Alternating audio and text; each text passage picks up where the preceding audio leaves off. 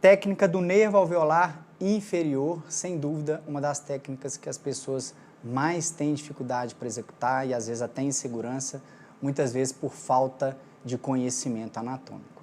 E vamos descomplicar isso aqui agora. Toda vez que a gente bloqueia o nervo alveolar inferior, a gente tem que ter em mente que a gente vai bloquear em relação a dentes, todos os dentes da mandíbula ou da hemimandíbula que a gente bloqueou. A gente tem que pensar como se fosse em apagar um circuito, é uma técnica troncular. Então eu vou bloquear o nervo na sua entrada no forame, como foi muito bem descrito pela professora Micena, e automaticamente, como eu bloqueio lá atrás, tudo para frente aqui vai ser bloqueado. Então quando a gente anestesia o nervo alveolar inferior, o que a gente está bloqueando automaticamente? Todos os dentes mandibulares do hemiarco,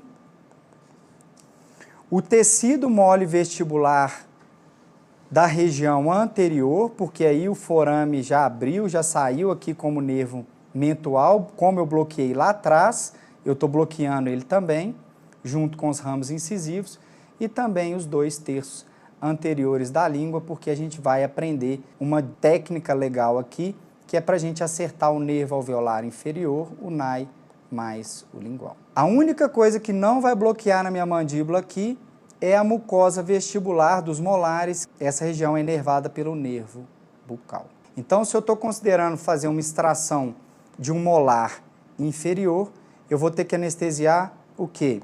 Nervo alveolar inferior para bloquear o dente, o lingual para bloquear a mucosa lingual, e aí eu preciso completar com botões anestésicos nessa região para bloquear o nervo bucal. Vamos para a parte prática aqui. O que a gente vai usar como referência? A rafe pitérigo-mandibular, o ramo mandibular, que a gente vai ter que palpar, o plano oclusal dos molares e os pré-molares contralaterais, a gente utiliza também como referência. A profundidade da penetração da agulha é de 20 a 25 milímetros, então normalmente a gente utiliza agulha longa para essa região. Volume de injeção tem na colinha aqui para vocês, de 1,5 a 1,8 ml, e vai bloquear toda aquela região que eu falei com vocês. Dentes mandibulares até a linha média, corpo da mandíbula, 2/3 anteriores da língua, assoalho bucal, o tecido mole vestibular de pré-molares até a linha média. Então olha só, pessoal, essa primeira estrutura que a gente está utilizando aqui como referência é a nossa rafe. A segunda referência, a gente vai palpar o ramo da mandíbula aqui, ó.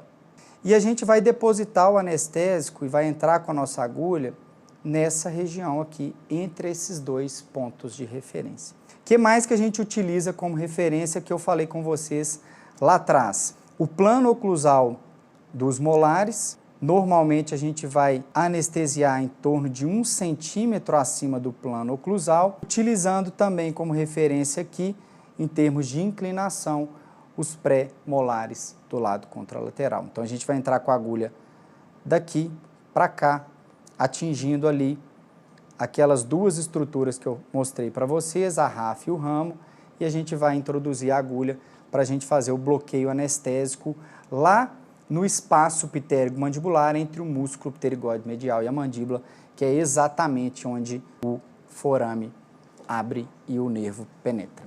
Então, só para mostrar aqui para vocês, então quando a gente faz a técnica, utilizando aqui como referência os pré-molares contralaterais, 1 centímetro acima do plano oclusal, eu vou entrar aqui com a minha agulha e vou depositar o anestésico nessa região, no espaço pitérigo-mandibular, e aí eu vou conseguir bloquear o nervo alveolar inferior.